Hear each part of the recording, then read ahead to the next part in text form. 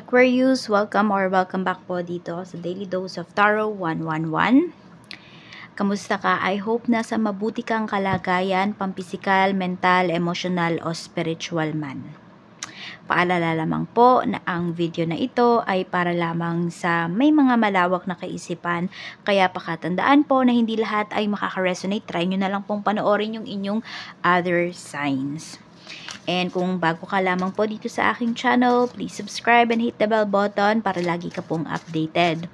Kung hindi ka naman mag-skip ng ads, maraming salamat po and more blessings to come. Kung gusto mo namang mag-avail ng ating paid full readings, Evil Eye Amulet Necklace at ng ating Tears Bracelet. Ayan po ang ating Tears Bracelet. Ayan. Makikita nyo po yung link sa description box, Tarot Intentions by Alian Reyes. Tandaan nyo po na kayo po ang unang magme-message sa akin. And open po tayo for international shipping. Para saan nga ba ang ating EEA at ang ating Tears Bracelet? Pangontra po yan sa kulam, sa barang, sa sumpa, sa nag-evil eye po sa inyo, sa aksidente. Pampaswerte po yan sa love life, sa career, sa business. Kung mahina po yung sales ninyo, ayan, nakakapagpalakas po yan ng sales. Pwede po kayo mag-wish dyan. Sa health po ninyo, ayan. Basta wag lang kayo mag-wish ng masama towards other people ha, kasi babalik yun sa inyo. Kaya po, ayan, kung interested po kayo, message na lang po kayo directly. At wag mo na rin pong kalimutan na mag-iwan ng bakas dyan sa ating comment section para naman makita ko kung sino ba yung mga Aquarius na active dito sa aking channel. Tignan na natin yung mensahe para sa iyo ngayong May 2025. Okay, meron ba dito naglalagas yung buhok nyo? I don't know, meron akong naano dito mga gumagamit ng mga herbs. Tama ba? Herbs ba yun? So, yung pwedeng, nakita ko is cloves. I don't know, basta parang ginagamit nyo siya for beauty regimen. Yung iba sa inyo, hindi na kayo nagpapahid ng mga chemicals, you know? Kundi na kayo, parang iniiba nyo na yung routine niyo, no? Sa pagpapaganda, sa pagpapataas ng inyong self-confidence. So, yung iba sa inyo, ayun, gumagamit kayo ng mga natural ingredients. So, we have creativity. O, yun. So, isa yun sa pagiging creative ninyo. Pero, ingat lang kayo, Aquarius, ha? Kasi, syempre, alam nyo na, yung iba sa inyo, sensitive yung skin ninyo. So, muna kayo, mag-test muna kayo sa part ng inyong katawan. Para malaman nyo kung hiyang kayo. So, sabi dito, steal your ideas, copies your work, duplicates, feeds off you. Merong nanggagaya sa'yo rito. So, pwedeng sa lahat ng ginagawa mo, mapapansin mo na, teka, parang ginagaya ka nung taong yon. I don't know kung idol ka lang ba yan, or talagang naiinggit yan sa'yo. Gusto niya mapantayan yung level mo. Tignan natin.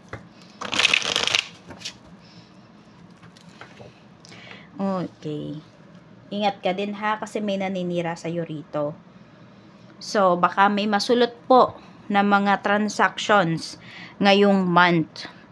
Kaya, always follow your intuition. Do not share any information about sa mga projects ninyo na hindi pa po nangyayari. Okay? So, kung hindi nyo pa talaga yan hawak-hawak, wag nyo muna pong i-share kahit kanino.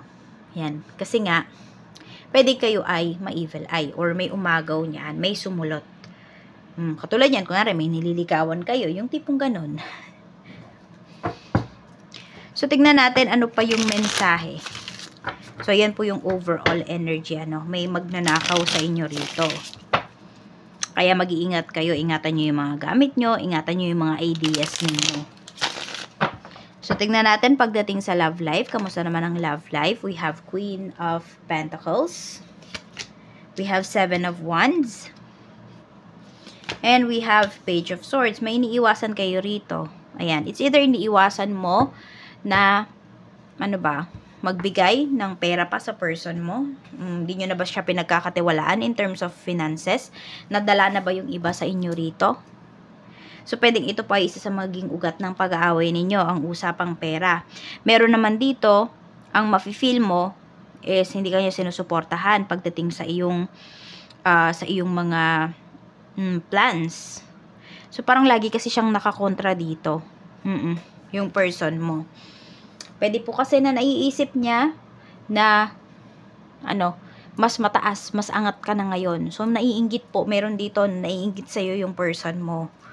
Pag-usapan nyo po yan. Kasi hindi naman kayo magkalaban eh. You are a team. You are one, di ba? Actually, you are one.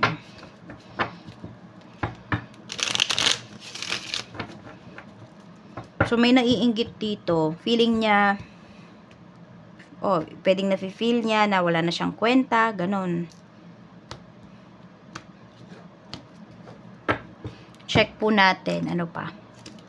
We have the devil. Okay, yung iba dito, diba, sinabi ko kanina na iniiwasan ninyo na parang magtiwala na pagdating sa pera. Kasi po, yes, hindi na talaga dapat. Kasi may mga bisyo yung person mo or may bisyo siya. Masasayang lang yung pera na pinapadala mo, yung pera na binibigay mo sa kanya, o yung pera na ipagkakatiwala mo pa. Kaya, mag-iingat ka po. Tignan natin, okay? Pagdating naman sa trabaho, we have the magician. So, napakagaling mo, Aquarius, no, pagdating sa iyong work. We have the moon. So, madami ka ma-accomplish dito na trabaho. Ayan, napakaganda ng energy mo. Ngayong na to, ngayong buwan. 9 of Wands. Yun lang talaga, wala ka dapat i-share na ibang bagay, pagdating dito sa work mo. Kasi, yun nga, pwedeng may mga nag-aabang lang dito ng isang pagkakamali mo, may nag-aabang dito, na masabi mo kung ano yung ideas mo, tas agad-agad gagawin nila. So, yun nga, may stealing talaga akong nakikita rito pagdating sa energy ngayong buwan na ito para sa'yo. So, marami kang good news na marireceive. Ayan po, may mga humahad lang din dito. I don't know kung mapopromote ka no? Pero may humahad lang dyan sa promotion mo, if ever man. Pero wag kang mag-alala kasi kusang yung tao na yan, kung sino man yung pumipigil na yan, kusa din niyang mag-give up. No? Hindi kanya kasi masisiraan. Walang maniniwala sa kanya. Yung credibility kasi nung tao na to, kung sino man tong katrabaho mo na to, wala siyang credibility. Yun lang. Check natin, pagdating naman sa negosyo, kung meron kayong negosyo, 5 of Swords. 5 of Swords din yung energy dito.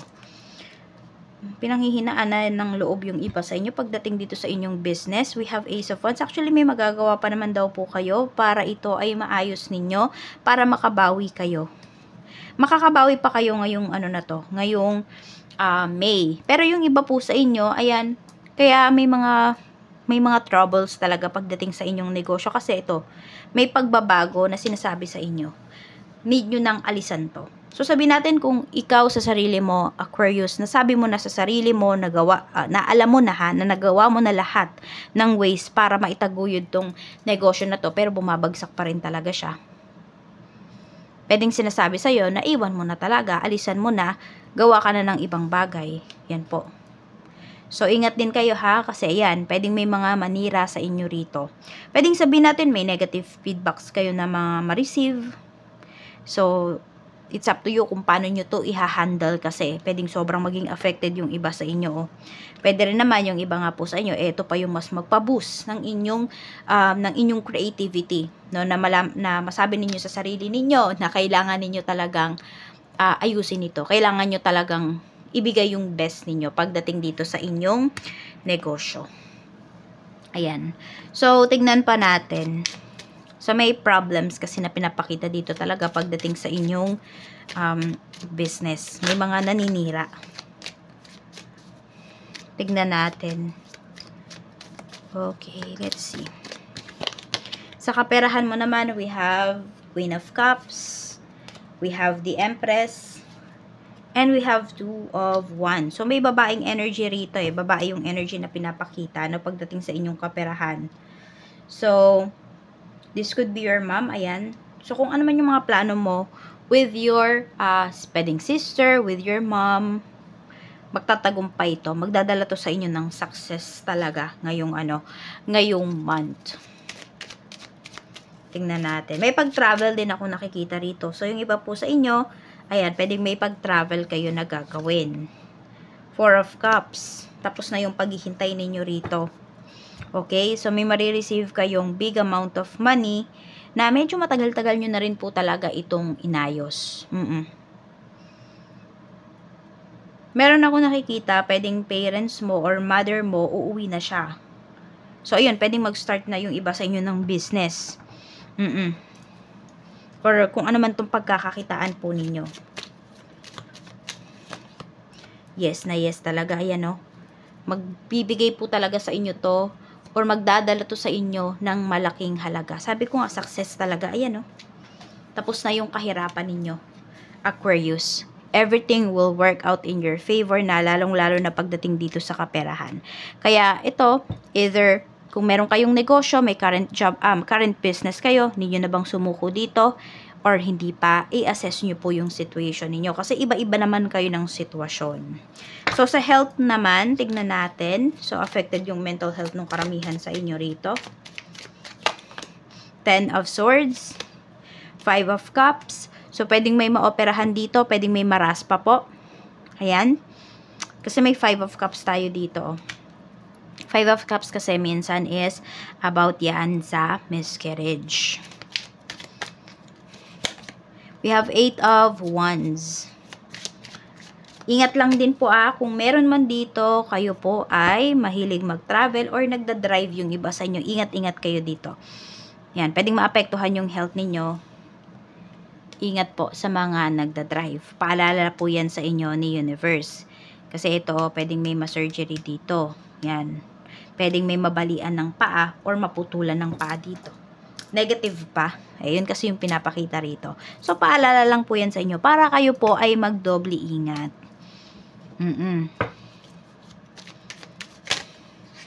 Okay, madalas mas madami sa inyo magstay lang kayo sa bahay. Ayan o, we have the Hermit. Tignan natin.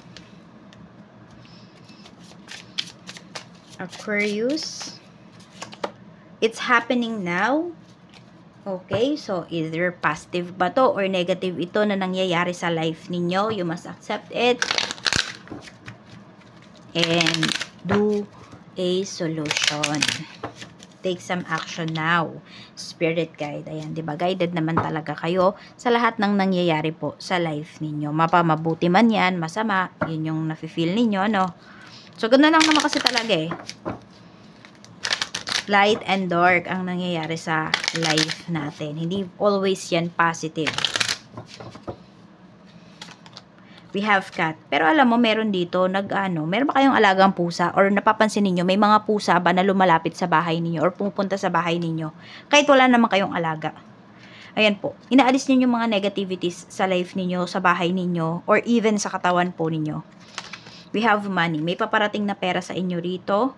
It's happening now. Okay? Kaya ito, sabihin natin kung may problem nga yung iba sa inyo pagdating dito sa trabaho, pagdating sa inyong negosyo, ito na yung time para solusyonan nyo po yan.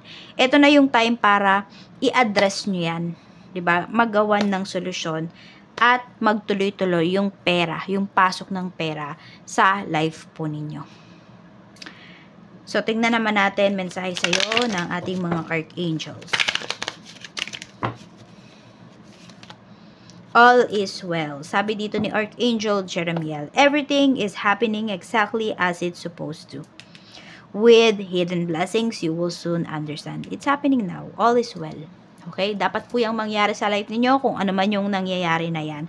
Kaya i-accept nyo po talaga ng maluwag sa inyong dibdib para mas luminaw po yung inyong kaisipan at masolusyonan nyo na talaga yan. So, claim nyo na po yung mga positive energies dito sa ating reading at kung may mga negatives man kayo narinig, huwag po kayong mangamba kasi paalala lang po yan sa inyo.